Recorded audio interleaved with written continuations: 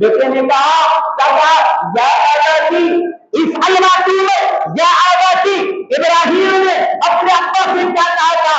یا آباتی لما تعبدوا ما لا يسمع۔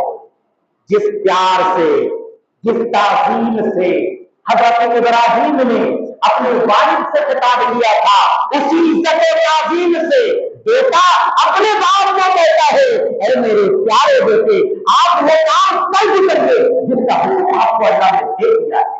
اس میں رائے کی ضرورت نہیں ہے، مشورہ کی ضرورت نہیں ہے، سوچنے کی ضرورت نہیں ہے، غور کرنے کی ضرورت نہیں ہے۔